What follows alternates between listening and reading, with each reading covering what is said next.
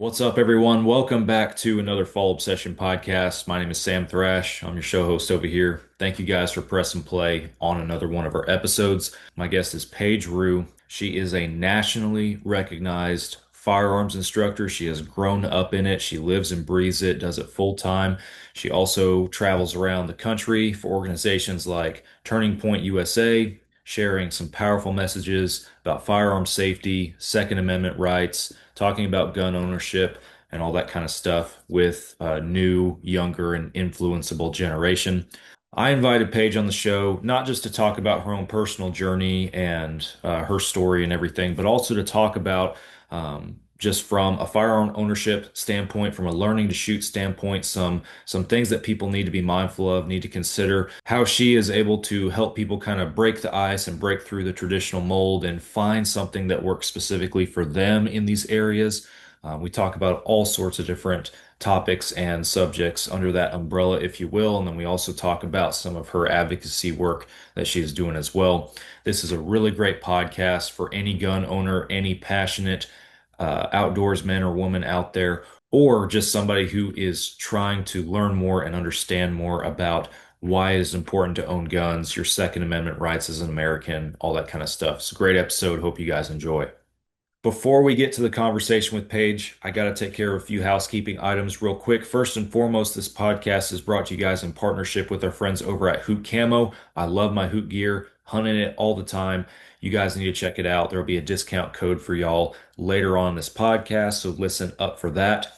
If this is the first episode you are ever listening to, thank you again, and make sure you hit that subscribe button on whatever platform you're streaming on. Turn notifications on if that's an option for you. We drop a new podcast every Monday, the audio version on all popular podcast apps. And then if you like watching the podcast videos, those hit our YouTube channel on Thursday of the same week. Make sure you are subscribed to the YouTube channel because we do more than just podcasts. Fall Obsession is everything hunting and outdoor media. We do shows, films, podcasts, gear reviews, educational content, all sorts of stuff like that. So again, make sure you are subscribed to the YouTube. That way you don't miss anything. Fallobsession.com is the website. Everything that I just mentioned also filters through there. In addition to some other things, you can see exactly what we're about and everything that we're doing right now. We also have a couple of new t-shirts on the website that are specifically to help support some conservation and public lands advocacy organizations. So your purchase of those shirts will help that cause. So make sure you guys check those out. Carbon TV, it's like Netflix for hunting. I tell people it's a free hunting and outdoor streaming platform where you can find different shows, podcasts, films, all sorts of different stuff from hundreds of different creators in the hunting and outdoor space. You will find four different Fall Obsession produced shows on that platform. This podcast, our staff inspired video podcast series called Couch Chats, is on Carbon TV, as well as our two different hunting shows, Texas Dirt and Midwest Mindset. Go check out Carbon TV and start streaming today.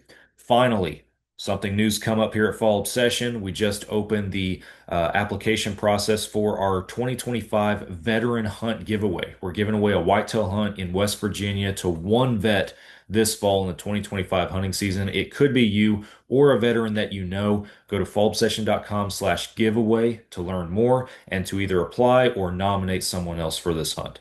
That's all I got. We're going to get Paige in here and get this awesome conversation started. Hope you guys enjoy. You are listening to another Fall Obsession podcast.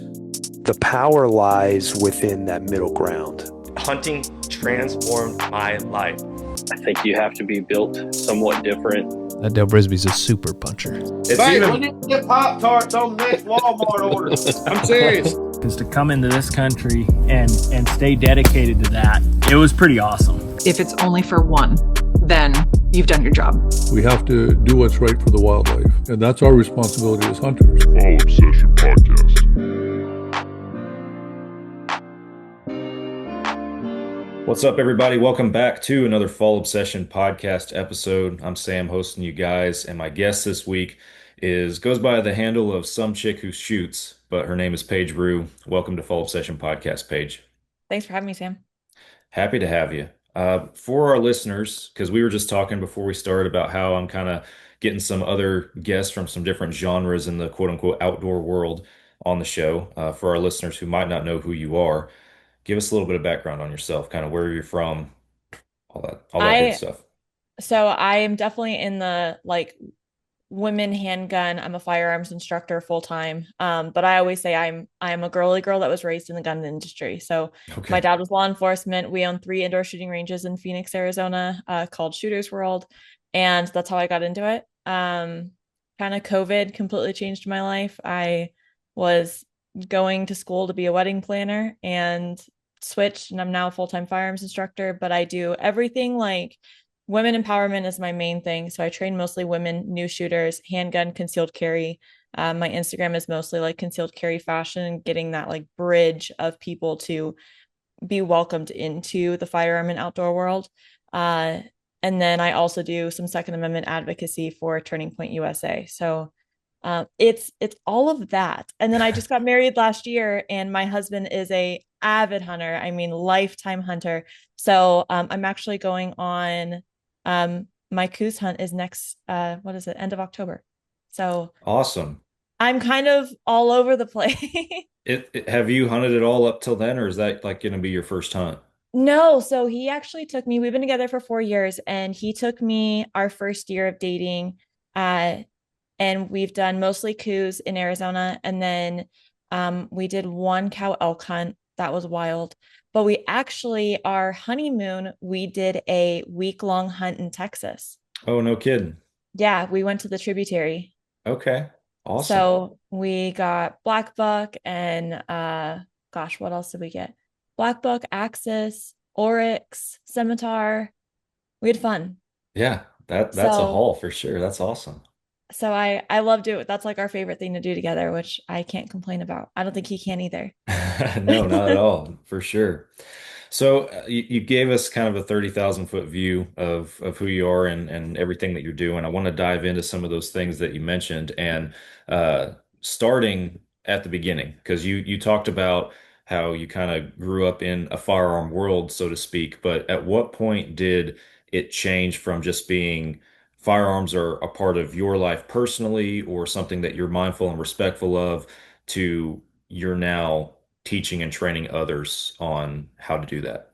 So I don't have like a moment like a lot of people where it's like, at this age this happened, because I have an interesting upbringing. Like I explain it as, you grow up in your family's restaurant, so after school you go work the restaurant. Hmm. Mine, I literally would go to school and then go work the shooting range. And on the weekends, like we would work NRA shows. And so that was normal to me. On the weekends, like my dad, my parents were divorced, and my dad was like, "Hey, I'm running a law enforcement class, and you guys just need to come and help." And we would be like little brass monkeys, and then we would end up shooting, and I was 10 and I would outshoot law enforcement. So it just that was my upbringing, but I always did it in a very girly fashion. And so I had to wear, my pink Converse, and had to have like everything just pink and cute. So how it really changed into a career was I went to college. I went to NAU, Northern Arizona University, for business management, and I hated it. Like I wanted to keep working. A part of me, I knew like the gun world was just ingrained into my soul. Like it's how I grew up. Hmm. And I was like, I don't see myself in another area just yet. So I came back down to Phoenix, went to ASU, and I wanted to run like massive weddings at beautiful resorts.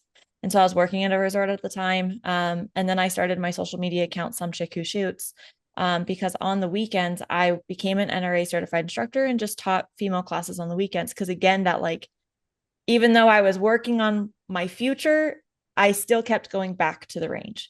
And so on the weekends, my parents were like, yeah, like come teach a class here and there when you're not working.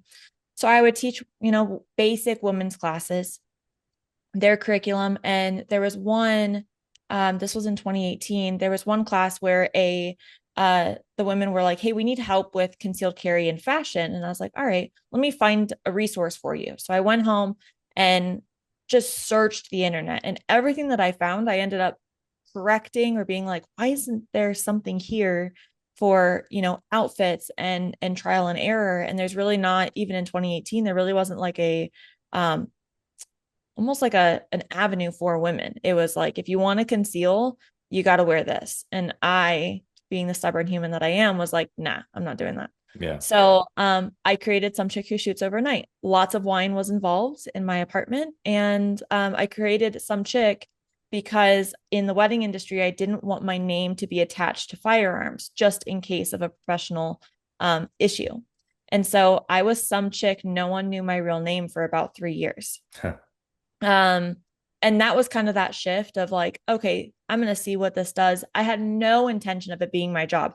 I was just posting pictures of my outfits, very professional, and then just showing where my gun is being carried. Mm-hmm. And it started growing, and then COVID hit, college got weird, and everyone started buying guns. And so my parents were like, hey, you need to teach more. I was like, all right, I love teaching. So I overnight went from teaching one class to teaching 40 hours a week, which being on range 40 hours a week is taxing. And I was 23. So I was doing that. I was running massive classes of like 25 to 30 brand new shooters with RSOs, which is a lot. So I learned very quickly. Everything was successful. And I was just like, I'm not going back to college. Like, I love doing this. So I got promoted. I ended up going back to Shooters World and did all of their training coordinating. So I was training all of their trainers, getting them qualified, and just making sure the curriculum was up to date. And then Turning Point USA reached out to me and wanted me to be like their Second Amendment advocate and speak to the colleges. I ended up doing a gun show with them. It literally, like, to answer your question, there really wasn't a moment. It was just like this path was being created for me, and this path has never been made in the outdoor space. There's a lot of women in the outdoor space and the firearm space, but a lot of them have like that really cool story of like, hey, this is what got me into this. And for me, I feel like I tried to get out of it and it just kept bringing me back. And I'm so glad that it did, because I mean, now it's my full-time job, which is wild to me. Yeah, that's crazy. Yeah, it all lined up for a reason. Sounds like Yeah. it was meant to be. I have to ask before we move on, just because I think the name and the branding is pretty creative, pretty clever. Is there a backstory behind that, or was that just kind of a random thought one day and Of just Some roll Chick with Who it? Shoots. Yeah. Oh gosh. All right. Yeah, there's absolutely a backstory. It's ironic that you asked, because I actually never have I been asked that on a podcast, and I'm Really? actually rebranding right now. Oh, okay. So I can't announce what I'm rebranding, but so Some Chick Who Shoots, that night that I talked about, like after that class, I went and I just started looking at videos, and I thought about doing a social media account, and I was like, I hate social media, absolutely hate it. And so I was like, I don't want to do this. I also, because I was 21, 22, I didn't want to be looked at in any type of like sexual way, or that like I'm trying to just in a negative connotation.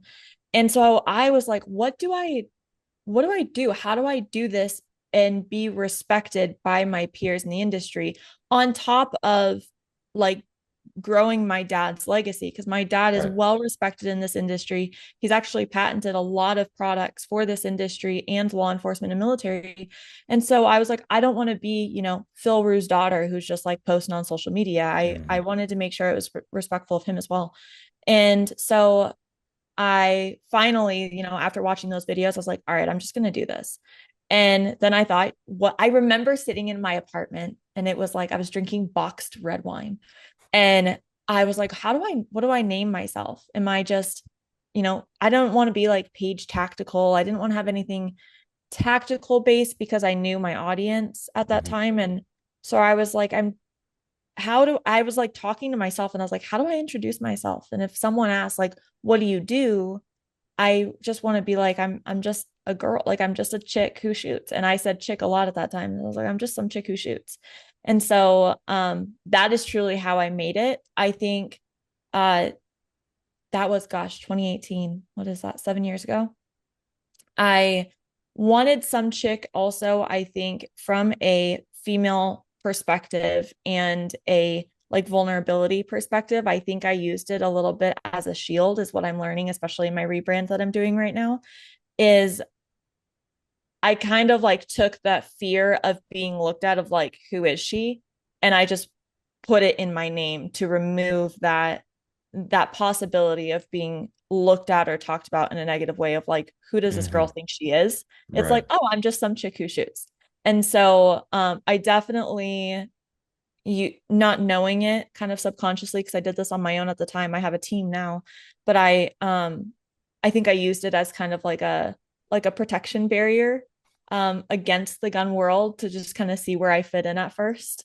And I also didn't know if this would be my career. So that's kind of how Some Chick got started. And then it became I was working and Instagram kept bringing in all of my students. So then I went to my parents and I was like, in 2022, I was like, all of my students are coming from Instagram. And they're like, yeah, it's about, you need to step away from our store and just do your own thing. So now like I'm seeing this shift of like, well, I can't really have a training. I've had it for 3 years, but I can't really have like my own training group be Some Chick Who Shoots. And Right. so I on top of Turning Point and where I'm at versus where I started, I'm now one of the main girls, or I would say one of the first girls to do concealed carry fashion, or concealed carry in the way that I do it in like the Get Ready With Me videos, and really like kind of breaking down that barrier for women to be like, oh, I love what she does. And she carries a gun. It doesn't have to be intimidating. And that is like my passion. So now I've kind of become like the source in the Second Amendment world and the concealed carry world. And so I am actually started it a couple weeks ago. We are doing a full rebrand so that it reflects who I am now, and that the fact that it's like it is my job, which is so weird to me. Yeah. Well, So that's awesome. I mean, Hey guys, sorry to cut y'all off from the conversation. We'll get back to it in just a second. But first, I want to tell you guys about Hoot Camo. Hoot Camo is one of the best camouflage brands out there for the blue collar hunter. The prices, you can't beat them. The patterns are extremely versatile. They work in so many different environments. I have worn Hoot Camo hunting whitetails, hogs, and turkeys down here in the hardwoods, the mesquites, the scrub brush of Texas. I've worn it in the flatland plains of eastern Colorado hunting mule deer. I've even worn it in the mountains of central Idaho hunting elk. It works in so many different places. It is extremely high quality gear, extremely warm, holds up well against the elements. You cannot beat it. Go to hootcamo.com, use the code FallObsession15 on your next order, no matter how big or small it is, and check out everything that Hoot Camo has on there for you guys.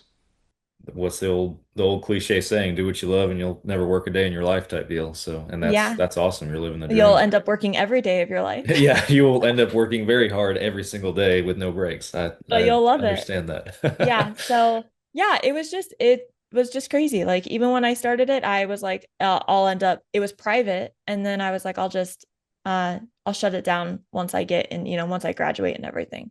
And no, it just kept growing. So Well, that's I awesome. was meant to do it. Well, I'll be excited to see what the rebrand ends up looking like and seeing where you go from here. That'll be awesome. Uh, Talking a little bit more about kind of specifically your teaching style Mhm. and actually working with people and getting them comfortable with firearms. What are some of the biggest struggles that you commonly observe in your students having and ways that they can overcome those? For my students. Like if just out of a pool of students, on average, you typically see these kind of struggles with various things when they're learning how to shoot and that kind of stuff. The number one thing, especially with training women, is that they put men and women, but I'm going to say just women because I train mostly them. Right. Uh, the amount of pressure that women put themselves under is obscene, and I'm guilty of it as well. But a lot of women finally come book with me and they're like, I finally did it. I think I have the strength and everything to do it, or, like I'm empowered enough to do it.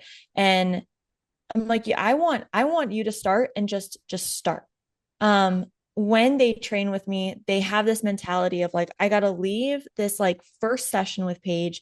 I have to be able to carry, I have to get my concealed carry permit. I have to protect my family, protect my home, figure out what happens if my husband is gone or if I live by myself, I'm a single mom, all of these things. And I'm like, whoa, just sit. like let's just calm down, let's just sit down and let's talk about it. And so for me, in my teaching style, I basically tell them that this is like a gym session. It's a gym or therapy session, however you want to look at it. And sometimes it's both. Hmm. But what I say is come to me for an hour and you're going to work on you. And it firearms and training, whatever you're training for, is a sport. And so how I talk to every new client is you have to look at this as a sport first. And then in turn, you will, at the same time, you will gain defensive skills and understanding of a firearm, confidence, all of those will come, but you have to look at it as a sport and have to have fun with it. And Hmm. then everything else, I swear, just snowballs. And so when I tell that, that student, I can tell that the weight off their shoulders is just like, okay, now they're open to receiving information. And they pick up on things a lot faster. So I know good trainers do that, but I feel like all trainers should do that instead Hmm. of, coming in, and I do classes and private lessons, but I specialize in PIs. And I feel like even when I take other classes from other trainers, it's like, I have this curriculum. We're going to start you out. And we're going to do this, this, this, this, this. So I take a little bit of extra time and I want to get to know my students, whether that's in classes or privates. And I want to I start off of I say it's like just girls at brunch minus the mimosas at first, right? I sit the girls down and I'm like, let's learn about each other. And so now it's just that open and that vulnerability, and now everyone's getting to know each other, or my client is getting to know me, and now we're creating that relationship. And then it's like, all right, now let's talk serious. That has helped me in my career of making sure that my student exceeds faster than they could have if I had not done that. Right. I've learned to do that and I absolutely love it. And then the technique wise, I would say is not diving too much into it, but they are so, once again, hard on themselves of when training is not linear, especially even with concealed carry, even going to the gym, right? But I compare shooting to working out very often of you can't just go to one class and just be an avid shooter or be an avid carrier or be an avid hunter. Right. You have to make yourself consistent and you have to give yourself time to do this. So I always tell my students, give yourself a year of consistency or 6 months of consistency, but you have to set a timeline for yourself because you can't just come see me or come see a trainer, once or twice a year and expect to be at the level that you want to be. But same Yeah. thing as if you go to the gym, you can't go to the gym once a month and expect results. Hmm. So that's kind of my approach on teaching. I gotcha. It makes total sense because I am like in the hunting world, I own guns, I shoot guns, but I hunt with a bow and arrow. I'm an archery guy when it Mm. comes to actually hunting. So I spend a lot of time on an archery range shooting consistently. I like long range archery, so I shoot long shots. And through this show and getting to know some people through this show who are more passionate on the firearm side, I myself learn more about how, man, these folks that love firearms the same level I love archery, they have to spend the same amount of time on a range to be comfortable with those things. Because, like, growing up, just deer hunting in Texas, it was like, we'd go to the range one time, make sure our rifles were sighted in before deer season, and that was it. And Right. I've learned since then, it's like, okay, if you really want to be proficient with your firearm, especially if you're shooting, a specific setup, long ranges, that kind of stuff, you have to spend the time with it. And I got so honed in for 10 years on just the archery side of that I never even thought about still spending time with a gun and everything. So Do you train archery as often as you would like? not as often as I would like, no. I used to. So my full-time career profession is I'm a fireman. And I love teaching and I do actually instruct in the fire service, but that's neither here nor there. Prior to being a firefighter, I was an archery instructor. I worked at a bow shop, and so I Mm. got to teach both lessons in the archery world in group settings and in one-on-one form. So I'm my teaching style, I would doubt is as refined as yours is and as honed in, but I do enjoy teaching whenever I get the opportunity. So How often would you shoot? back then, Yeah, or I mean every day, pretty much. I wish I I could do that. I mean, it helped that I worked at a shop, so I That's kind of fair. I had that luxury and everything. Now, I mean, it's a few times a week for sure, but it's not every day by any means at this point. So, Yeah, that's fair. When we worked but at the shop, I everyone will always be like, "Are you, you must shoot so much." I'm like, "No, the time that I'm here, I'm training." And so I've had to practice, like actively practice, like, okay, this hour or this time chunk is for me and I can't book it. yeah, That's been a struggle for me because I just want to book out my whole day. yeah, And in the previous years, I'm this is a very new practice for me. Of like, okay, I'm gonna sit and I'm gonna do, even 100 rounds just to make sure that mhm. I'm good, a couple times a week. So it's hard though. Yeah. No, it is for sure. I spend when I was working at the archery shop, it was before I was married, before kids. So I had the time to either stay late after we closed or show up early before my shift and use that time. That way I didn't cut into my time at work or whenever I was teaching other folks. Yeah. Um, and even now it's like, okay, I still have range time because I don't have like I'm not a publicly advertised archery instructor. Like if I want to go shoot, I just go shoot and it's mainly for me or I go with a buddy or whatever. Um but again, family, phase in life, it No, I changes get so it's it. not as consistent, right? So but yeah, you have to prioritize it, I guess, regardless of the phase in life. You have to figure out what you need and prioritize it, whether it's archery, firearms, any of it, and stay proficient in it. So Yeah. And even being in this profession like that balance is so hard because same thing, like I want to go home to my family. Like I'm like, mhm. I just want to go. My husband also works in the firearms industry. It's how we met. And I'm like, babe, we could do date nights. And we just because we talk guns literally from like 6:30 to 6 p.m. at night. I have to tell him like when we're sitting at dinner, I'm like, we've got to talk about something else. Like I've hit my mark for the day. Um, yeah, and then it's like we need to go practice more. So even for people in the industry, it's hard.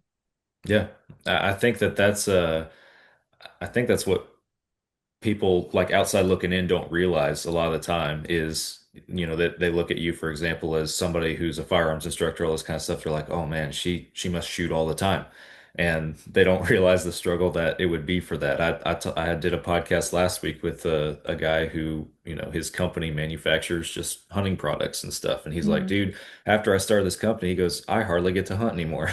It's just like This he is so said, people don't sad. people don't think of it like that. So Yeah. yeah. No, it's you don't realize it. It's like when that saying that don't like when you go work for a company that you previously shopped or was a customer for, it kind of like, oh, now I don't shop it anymore. You have to like actively practice. Yeah. Um, it's fun.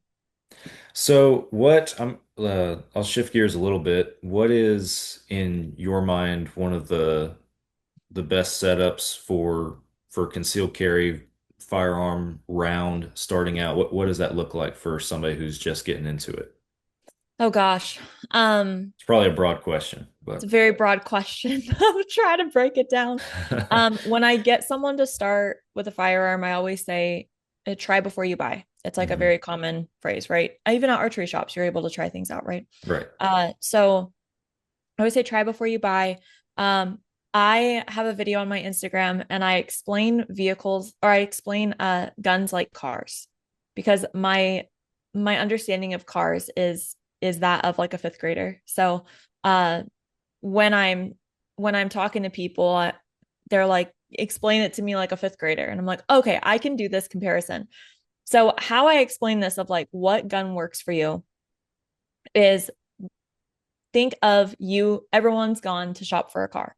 So what are you using the car for? Do you need a truck to tow things? Do you need seats? Do you need, you know, uh are you traveling far distances where you need good gas mileage? Like what do you need? And basically that's the size of the gun, right? Do you need a full size gun? Because if you're doing home protection, you could do a full size handgun. If you're doing something concealed carry, well, now we need to look at your body. And if you're a petite female, then we need a smaller, like compact car.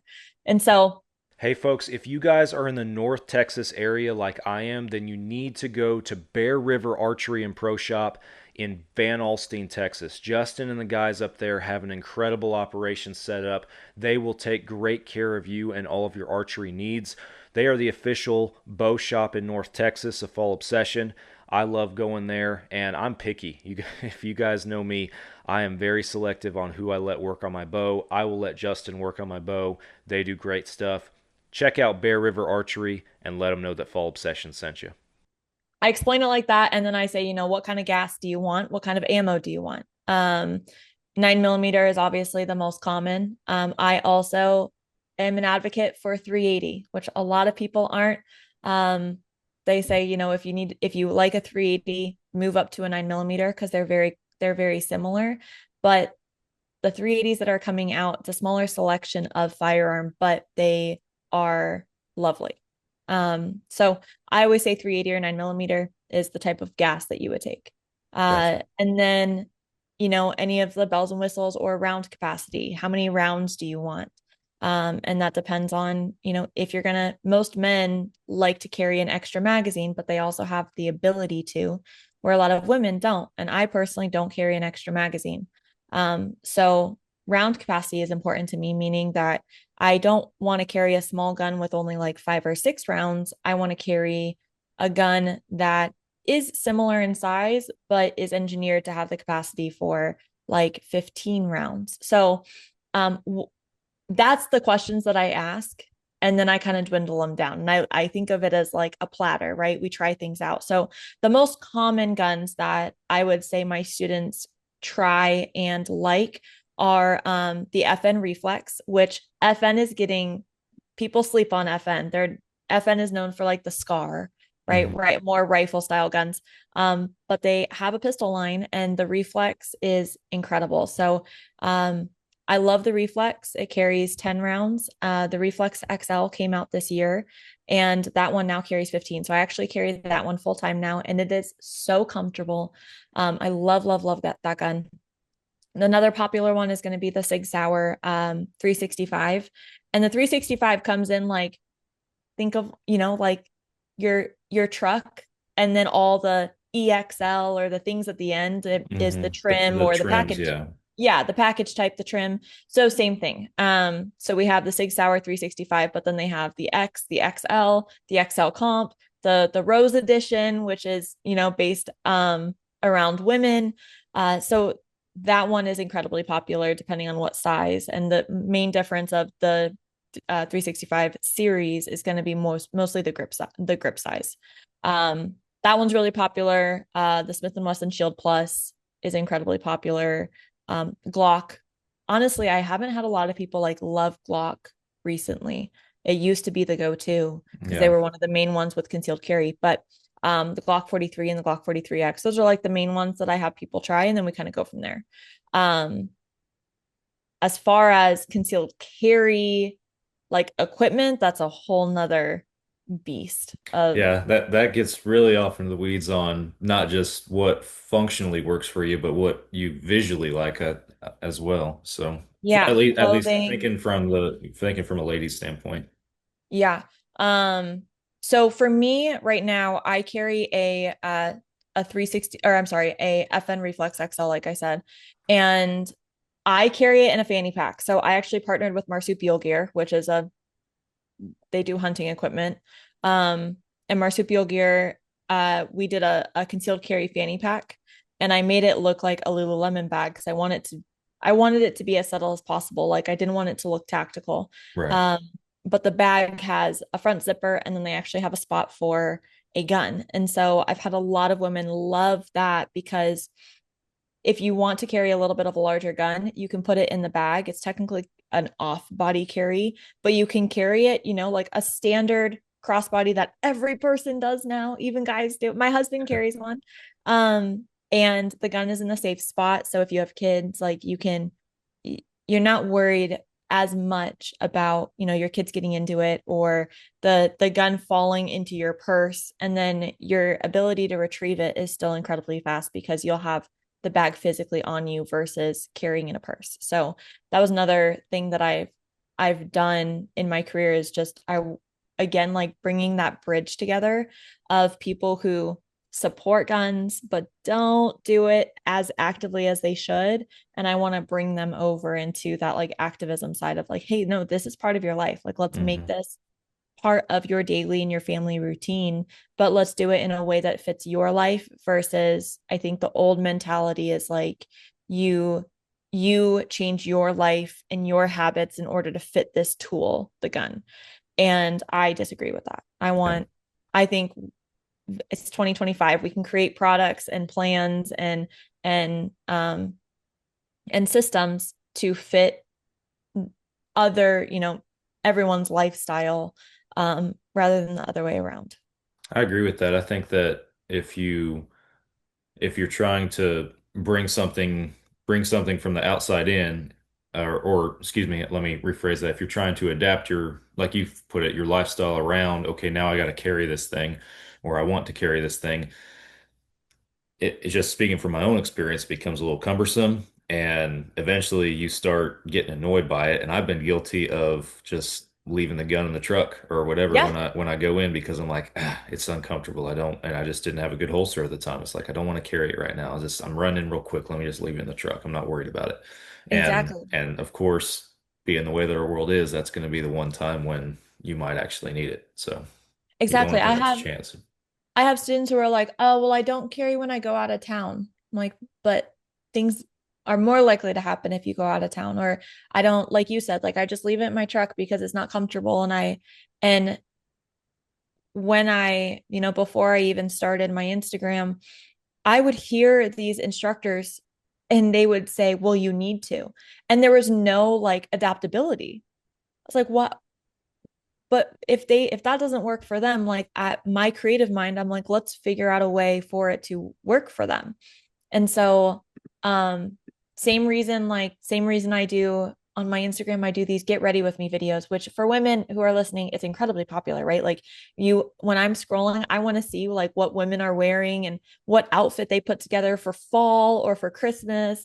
I would just want to see it. And so a couple of years ago when those started getting popular, I thought I want I want to help those people who are, oh, I carry a gun here or there. Or I only practice once a year because it is cumbersome and it doesn't fit their lifestyle.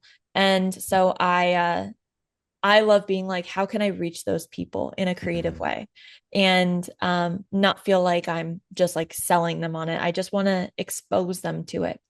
And that's why I started doing the Get Ready With Me videos. And I remember the first one, it was hilarious, but I did, walked out of my room and I'm wearing my robe and I'm carrying all my stuff. And then I go and I put the change of clothes on and I come back and everyone thinks it's a get ready. And all the comments were like, I totally thought this was just a get ready with me video. And then she pulls a gun and I started putting a holster on where I would carry. And I didn't say anything. And I just started putting my holster on and my gun. And then I'd put my shirt over and then I would practice drawing it. And that was it. That was the video. Mm-hmm. And that's kind of what I became known for. But that, like the industry, and I don't know if it's like this in the outdoor industry, I feel like definitely the gun industry and the concealed carry side is we have to get out of this mentality of like this is how it works, like this box, and this is how things work and then you fit in this box. Just doesn't work like that anymore, which I'm Yeah. grateful for. No, But I agree.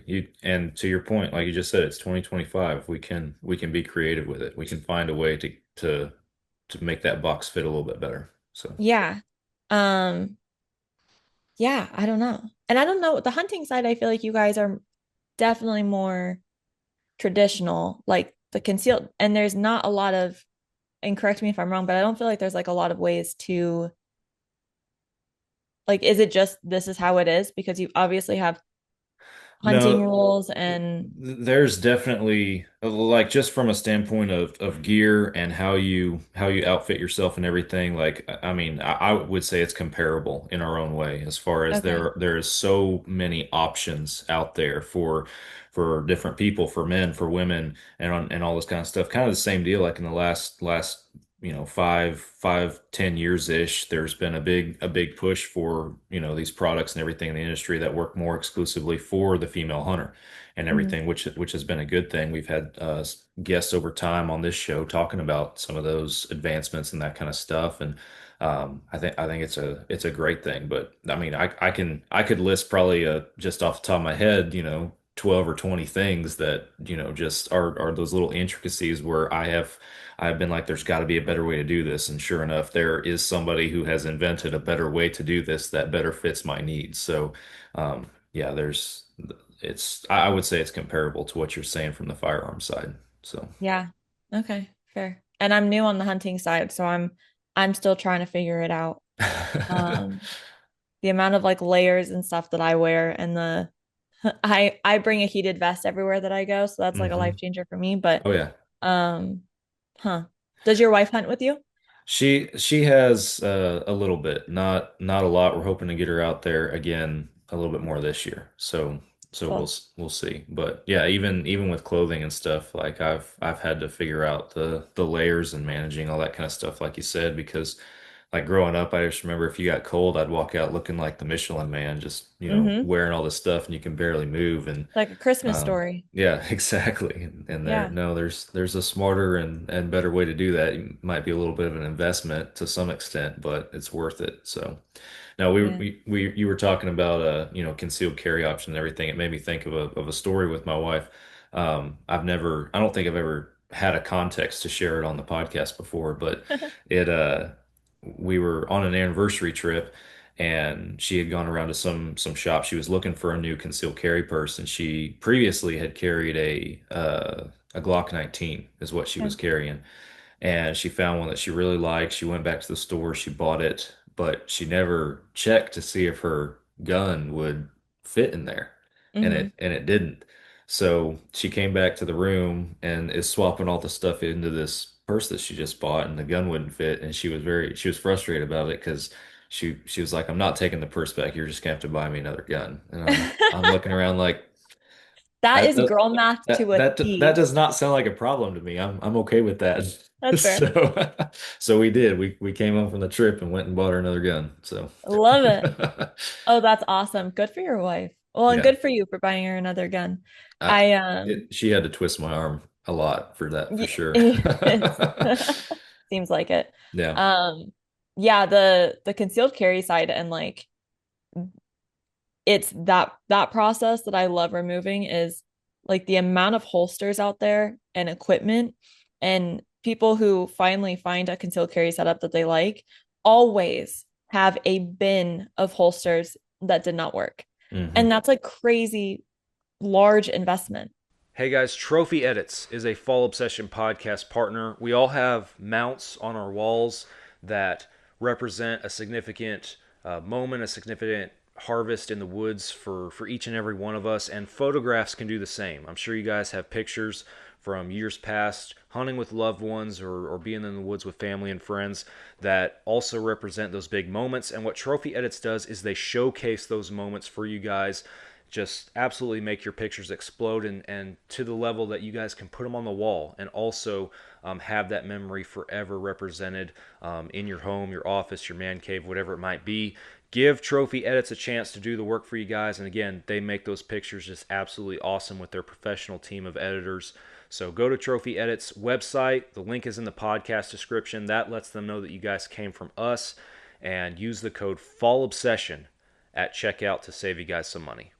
And it sucks that everyone has to do it. And so I try my best, like all my students or like people who come to me or message me on social media, like I've done virtual lessons with people and I've done like there was a plus size mom. She was like, I am not your size. And I was like, that's okay.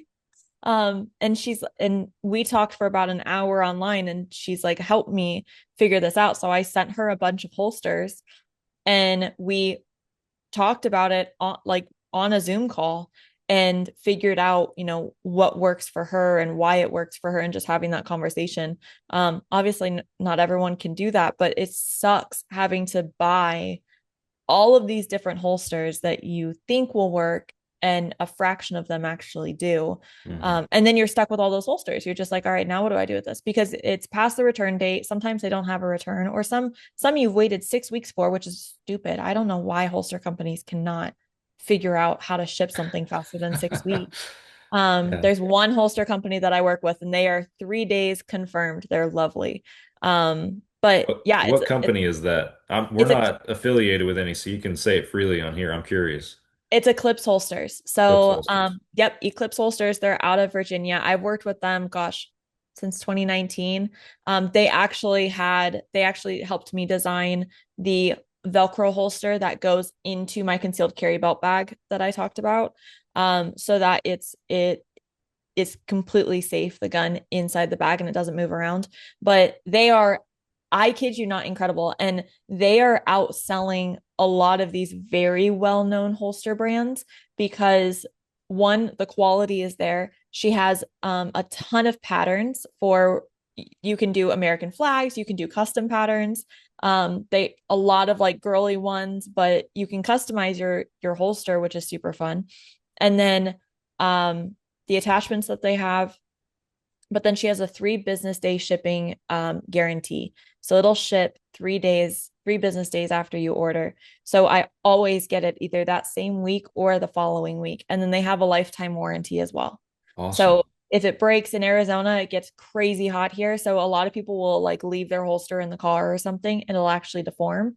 They'll ship it and they'll replace it for them. Like and the price they ballpark like, I think like 60 to 70 bucks for the base one, which is a very reasonably priced holsters. There are some holsters that get $200 and you don't know if it's going to work. Their customer service is incredible. Like, you will not, I could talk for hours about them, honestly. They're awesome. That's awesome. And husband and wife team, family owned. They're fun. Good. So they're my favorite holster company for sure when it comes to like Kydex plastic holsters. I'll have to maybe take a peek for my own reasons. So that'd be good. Awesome. Yeah. Get one for your wife. Absolutely. So you mentioned it kind of in passing earlier, just, traveling with firearms or what that's going to look like and stuff. And I want to ask you what that looks like for you, because like one person takes a peek at your social media, it's like you're all over the place. You're going everywhere. So to keep up with that, what are you doing on just your personal carry side to still be able to do what you need to do? I fly with my gun everywhere. Really? Okay. Everywhere I go. Now there are some states where I can't. So like if I'm speaking for Turning Point USA, if I go to New York, New Jersey, anything like that, I can't fly with my gun. So then what I do is I kind of plan ahead on what can I bring for any sort of self-defense. But then if I'm traveling, I make sure my trip is as short as possible. Sometimes I have a security detail with me, which is I'm not saying like, hey, if you're going on vacation, get a security detail, but for work. So that's a lot easier. My husband and I really don't travel anywhere that doesn't allow us to carry. But when I do carry, like I said, almost everywhere that I fly, I bring my gun. It's way easier than you think. I actually was talking to a gentleman at the airport yesterday, and he was like, I don't fly with my gun. And I was like, why? He's like, oh, there, you have to get all this paperwork and you have to like get this approval. And I was like, no, it's show up to the airport 20 extra minutes early just to give yourself some grace. But no, flying with a gun is incredibly easy. I would say the first step to take is there's a USCCA, United States Concealed Carry Association. They have a reciprocity map. So all you're going to do is type in Google USCCA reciprocity, and it comes up with this United States map, and it's interactive. And you click on the state. First, I click on the state that I live in. So if you're in Texas, so I click on Texas. Texas will turn gray, and then every other state will turn like blue, yellow, red. And there's a little key, and it tells you what states allow carry. If you have the Texas LTC, where you can travel. what states recognize the Texas LTC, and then what states are constitutional carry, because there's 29. So you look at all that and it's like, okay, first step is, can I bring a gun there? And then what are the laws around it? So I look at that, I say, okay, yep, I can bring it. And then I click on that actual state. So then that state will turn gray. And then I scroll down and there is, I call it like gun laws for dummies, because even for me, I need it simplified. And Yeah. so it walks you through all the laws of bringing your gun, carrying it, what documentation you need if you need to, have your concealed carry permit. If you're constitutional carry, most of the time you don't need it.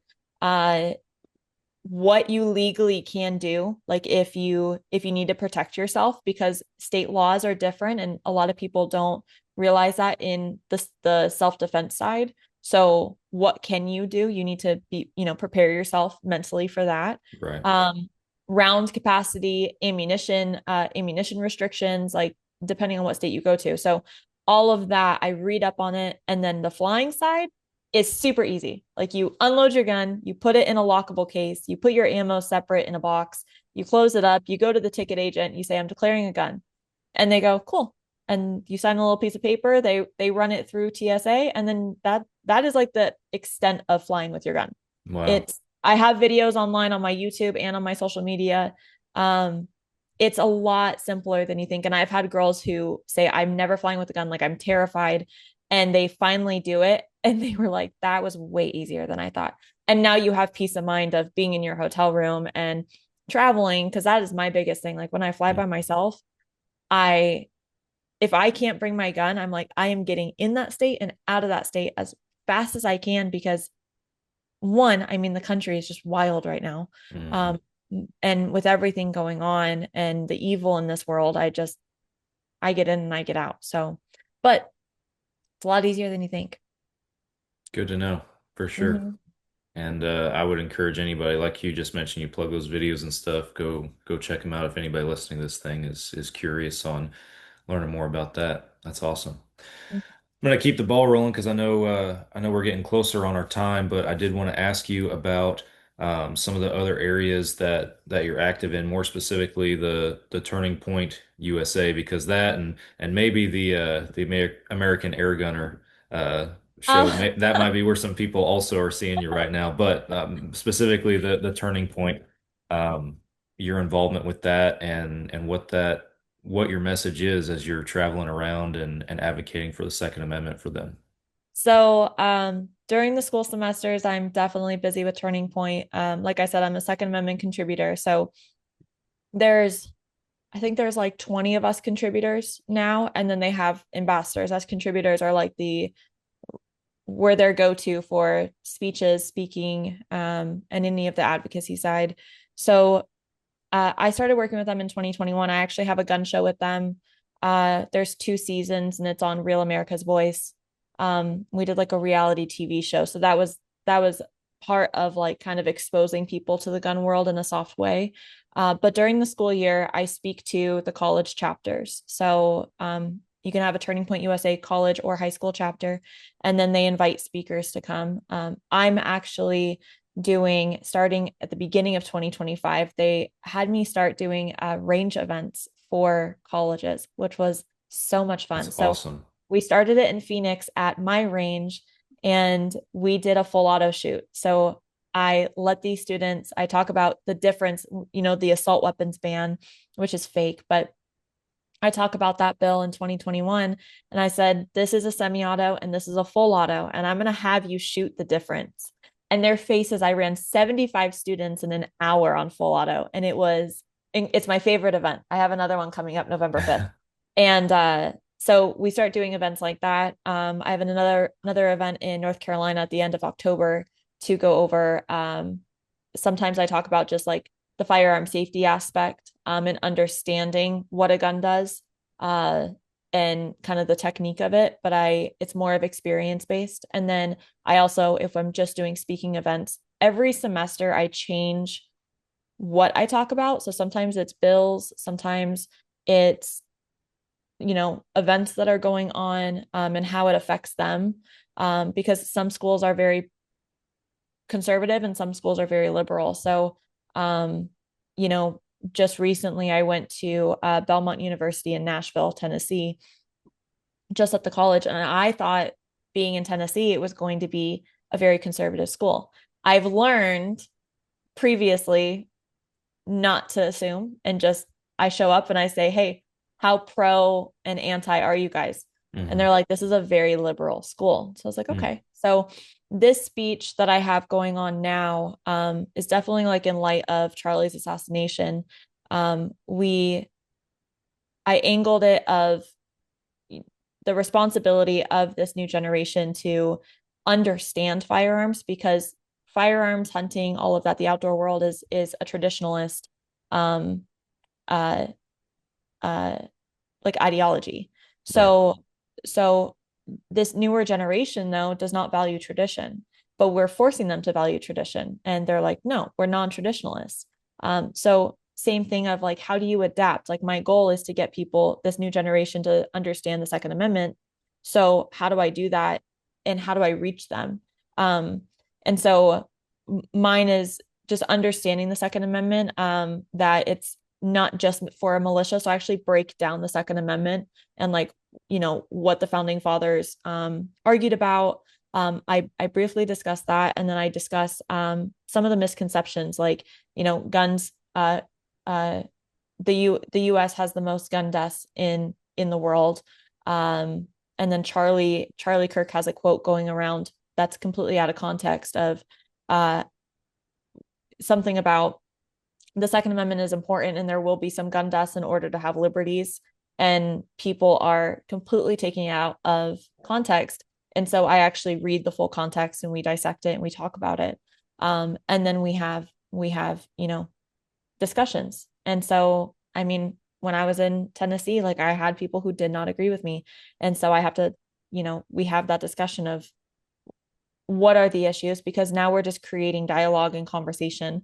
And so my biggest thing when I speak to these schools is like, it is okay to have this dialogue and conversation from the Second Amendment side, because if they don't love the Second Amendment, or if they don't even, if this generation does not respect the Second Amendment and is okay with having some sort of reform, then the next generation, their children will not learn guns, not learn hunting, not learn not even like concealed carry, but just understand the need for it.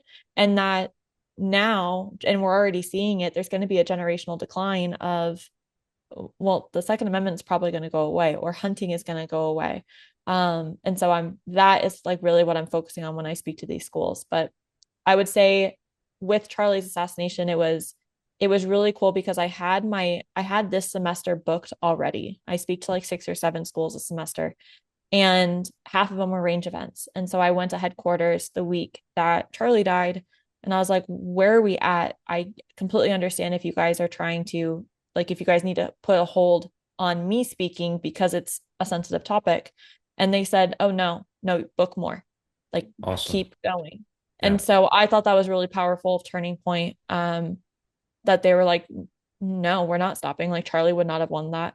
So yeah, I'm speaking as much as I possibly can. But that's the two-way advocacy side. So anytime that there's a shooting, or just bringing light to like the things that we don't see online and the positive things that firearms do that the media will never cover, is what I talk to these kids about.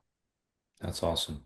Yeah. Yeah, you spoke of the generational decline. There's certainly just, I mean, we all know it in this world in general. It seems like that is trending right now, and the Second Amendment, firearms are not our right to bear is not immune from it. We've been very focused at our brand on, you know, wildlife conservation and hunters' rights, and I have felt overwhelmed just in that realm within the past year, because it's like there's one battle, and you know, science-based wildlife conservation might get a win, and then there's just 2 more attacks that follow it in a different way Always. and stuff. And it's the same for gun rights and that kind of stuff. And I enjoy when people are taking the initiative to have that dialogue with people who are opposed. The respectful debate is is definitely encouraging, but I'm Sure. sure you've seen it where you get people on there who are just heated and set in their ways, and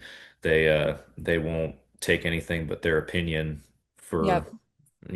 at any value at all. And um, I think it's important to have those conversations nonetheless, because and to maintain your cool and stay respectful as a gun owner at the same time, because Oh even though yeah. you might not ever change that person's mind, there's all these other people watching too that are influenceable, and they're watching you or whoever's speaking to see how they react and how they handle that, and that can have more influence than the topic itself sometimes. So 100%. There's always that saying that like concealed carry permit holders are like the nicest people because we understand the responsibility that we have. Hey guys, thanks for listening to the show. Hope you guys are enjoying it. There's so many different places that you guys can tune in to Fall Obsession Podcast, and one of them is the Outdoor Call radio app. Outdoors Dan from Respect the Game TV, he created an app that you can download on any device where you can stream hunting shows and podcasts on a loop every single day. Our show, Fall Obsession Podcast, plays on that loop on Mondays. That's the same day as our new publications on the other apps. And there's also tons of other hunting shows and podcasts on there that you guys can listen to. Go download the Outdoor Call Radio app today. It is free. You can start streaming immediately. And be sure that you follow their Facebook page, because Outdoors Dan does some live radio shows throughout the week. And even if you are not local to those radio stations, his broadcasts are shared on his Facebook Live. It's Outdoors Dan and the Outdoor Call Radio app. Go download it today. That if I'm an aggressor and I have a gun on me, it does not look good at all. And so just having like that ability to just turn away or de-escalate is incredible. But I will say, like in my Second Amendment advocacy work, I have a lot of people who ask me like what can they do, or they don't know what to do. And what I've talked about even at gun events and expos is the gun industry does, and I don't know how it is specifically for the outdoor industry, but the gun industry does a terrible job at working on their younger generation. It's all about like, yes, there are bills coming out and they attack it and this and that, but as parents, like this, if you're listening and you are a parent, like it is the parent's job to, I'm not saying make your kid love the Second Amendment, but for them to understand the need for it. And if you as the parent don't understand it yourself, that's fine. Find someone like me or like a trainer who can teach your kid to respect firearms, because they will not learn it at school. And they're probably going to learn negative things from their friends or online or video games, anything like that. So even if you feel like I don't understand it, so I'm just not going to like bring it up, I get that all the time. It is your responsibility to find that pathway so that your child is set up for success. Again, not to like love it, not to go hunting. That's not, if they don't want to, they don't want to. And if that's not part of like your family, then that's completely okay. But it is your job as the parent to help them understand why the Second Amendment is so important, and to have respect for firearms. That is literally the parent's role. So anyone who is listening, like I tell parents that is your job, and start doing it now. I mean, at even a young age. I have an 8-year-old stepson, and he started like hunting squirrels with us, and with firearms, like he loves shooting now. He loves shooting his 22. He knows what I do. And so he's watching me on the Air Gunner Challenge right now. And we have rules in our house now where it's like, hey, you're 8 years old. You're learning the difference of firearm safety. And so with your Nerf guns, you are no longer like, you're not shooting people. I don't care if it's your friends. This happened last night. We were at a friend's house and they know our rule. And there was another group of kids that were shooting each other. And my stepson came out and was like, they're shooting at each other, so I'm going to do something else. And we were so proud of him for that, because now he's proving to us that he has that that maturity and that discipline. Yeah. So now he's proving that to us. I'm not saying he like when he's older and he understands the discipline, like totally. But when he's in this developmental stage, that's a rule that we set. And we're like, hey, if you want to shoot your friends, then you just aren't going to shoot the real guns. Like, you're not going to go hunting with us. So you have to choose which one is more important. And he easily was like, well, I want to go shoot with you guys. It's way more fun. So that is how we're instilling that in him on a daily basis. So yeah, huge That's awesome. responsibility on the parent side. Very cool. And I want to ask a question expanding on just the kind of guns in the house topic we've morphed into a little bit here, and this will be the last thing because I know we're getting close on time. But Yeah, okay. what advice do you have from the parents' standpoint outside of just the education of guns? But I know people personally who are like, you know, they appreciate the Second Amendment. They might even call themselves a gun owner, but they're really weary about just having guns in their house, period, with young children around, Mhm. or their kids bringing their friends over that they don't know where they're at with gun safety and stuff like that. What advice or perspective do you have for folks like that? You have to have conversations with your kids. Like, and every child's maturity is going to be different. So I'm not going to say a set age because I mean, I started being around guns at 4 and my adopted brother was 14 and same parents. We own gun ranges. And so the maturity of your child is incredibly important, but you have to expose them to it. So like when we have friends over and kids, like we have kids over at our house all the time, like I mean, our house is full of guns and Point proven if you're watching the yeah. video.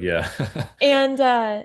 And we just simply say like if you have questions, like you all know what we do, or if we have guns in the house, you if there are friends coming over, the parents, you need to let the parents know we have firearms in the house and this is the process, but you have to open up that dialogue rather than this unspoken thing that we don't talk about, this like fearful, because now you're creating curiosity. So when kids come over, we say, we don't just like, hi, welcome in. We have guns in the house, but we let the parents know. We make sure that our guns are locked up. So this door, like my entire office is completely reinforced. There's no way that they can get in. So that's close. It's out of sight, out of mind. Our guns, like our concealed carry guns, are locked up in our room in specific safes, and we make sure that they're not just sitting out. When we're at friends' houses, my concealed carry bag is, it has my gun in it. I either leave it in my locked car or I ask the homeowner, our friends, hey, where do you want me to put this? And that way guns aren't just lying around in the house. There's that conversation of where are you comfortable in your home having this, or I can put it in my car while we're here. Because I know it's not going to stay on me, for the duration of being at someone's house. But kids, we say, like my stepson is not allowed in this room unless one of us are in here. And we just tell him that, but we're like, hey, if you want to look at something, we're welcome to go in there with you. You just can't be there on Just ask. Yeah. Yeah. If you have questions, like I'm testing out this new product, this new like dry fire training system. And I do it in front of my stepson because I want him to be exposed to it and to understand that this isn't this thing that, Daddy and Paige hide. He's exposed to it. And so now he's like, I don't care. But he looks at the dry fire system and I say, hey, okay, you know the rules. We've talked about the range rules. So you need to stay behind me. I am going to have a gun out and I walk him through it. If you don't have, like I said, if you're the parent and you don't have that training or you're just weary of it, I highly recommend just go take a safety class because it's that exposure and that understanding of what this tool does will help you in your confidence in having the gun in your home and even in carrying. That is your responsibility. If you're not comfortable having that conversation or having those steps with your child. And then we have a great relationship with my stepson's mom where we all agree on these rules and we sit down and I give advice just because I am the expert on the topic, but then, they make the decisions on what he can and can't do. And then we communicate to him. We tell him why if there's any backpedal on it, or he doesn't, he wants to do something that we explain, well, you can't do this because it's just dialogue with your child. And I feel like in the past, that generational gap, it wasn't, if you're a parent now or even your parents, it wasn't talked about in the home. And that's where that decline has started. And so it's your job to turn that back around and put that education back into the home. Absolutely. Very great advice for sure.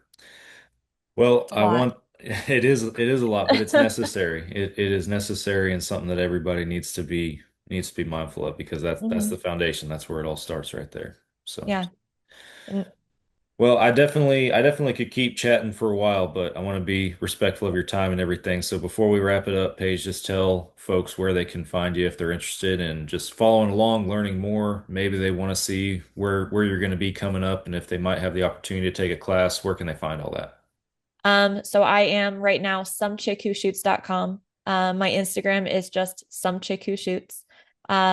Really everything is some chick who shoots. And then you can also just Google my first and last name, Paige Roux, Roux, and that'll pop up a lot of information as well. But I'm mostly on Instagram. Perfect. Well, Paige, thank you very much for taking some time out of your day to come on Fall Obsession Podcast, a hunting podcast, but bringing a little bit of variety to our subject matter here today with us. I appreciate it. So thank you very much. Yeah, thanks for having me. I love the discussion. Same here. For our listeners, thanks for tuning in. Make sure that you guys go follow Paige and everything that she's got going on. And until next week, see you guys then.